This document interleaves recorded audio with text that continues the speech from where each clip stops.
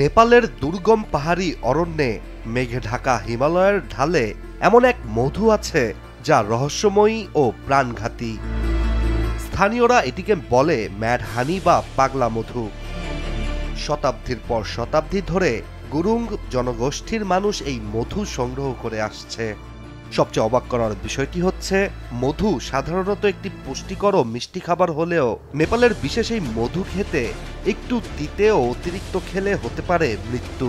প্রশ্ন হচ্ছে, কি আছে ম্যাড হানিতে যা নিয়ে বিশ্বজুড়ে এত আলোচনা?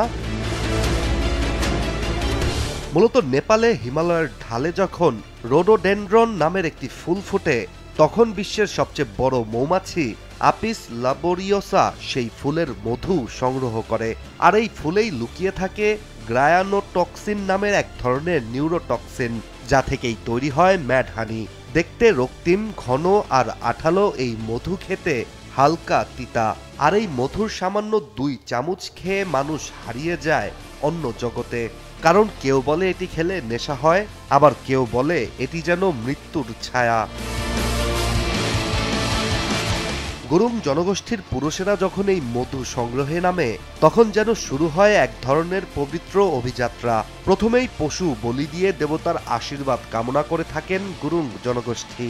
তারপর বাঁশের তৈরি লম্বা লাঠি আর তাঙ্গো হাতে তারা উঠতে শুরু করেন খাড়া পাহাড়ে। নিচে একদিকে নদীর গর্জন আর উপরে অন্যদিকে ভয়াবহ মৌমাছির ঝাঁক। মধু সংগ্রহের জন্য প্রথমে ধোঁয়া দিয়ে মৌমাছিদের দূরে সরিয়ে দেওয়া হয়। এরপর দড়ি দিয়ে তৈরি মইয়ের ঝুলে থেকে কাটা শুরু হয় বিশাল আকারের মৌচাক। এই সম্পূর্ণ প্রক্রিয়া চলার সময় এক মুহূর্তের ভুল মানেই প্রাণ হারানো। কিন্তু এই ঝুঁকি যেন গুরুং জনগোষ্ঠীর গর্ব। এই মধু একসময় ছিল শুধু পাহাড়ি চিকিৎসার গোপন অস্ত্র। ক্ষত সারাতে, কাশি নিরাময়ে, ব্যথা কমাতে কিংবা যৌন ক্ষমতা বৃদ্ধিতে এটি ব্যবহার করা হতো। কিন্তু বর্তমানে এটির বাজার বিশ্বজুড়ে। চীন, কোরিয়া, জাপান, এমনকি ইউরোপ ও আমেরিকায়ও ম্যাড হানির চাহিদা আকাশ ছোঁয়া। আর নেপালের জনপ্রিয় এই মধুর 1 কেজির দাম গুণগত মান বিবেচনা করে হতে পারে 15,000 টাকা পর্যন্ত। তবে এই মধু যতটা লোভনীয় ততটাই বিপজ্জনক। অতিরিক্ত মাত্রায় খেলে শুরু হয় মাথা ঘোরা, বমি, দৃষ্টি ঝাপসা হয়ে আসা, এমনকি হৃদযন্ত্র বন্ধ হয়ে মৃত্যু ঘটাতে পারে এই মধু। টেক্সাস হার্ট ইনস্টিটিউটের এক গবেষণার মতে, অতিরিক্ত ম্যাড হানি খেলে রক্তচাপ নেমে যায় বিপজ্জনক মাত্রায়।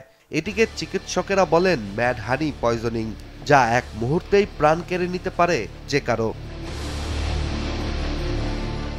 কিন্তু পাহাড়ের মানুষদের কাছে এই মধু কেবল বিষ নয়, এটি তাদের গর্ব, তাদের প্রার্থনা।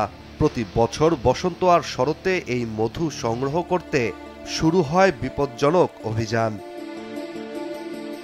ইশতিয়াক হোসেন, দেশ টিভি।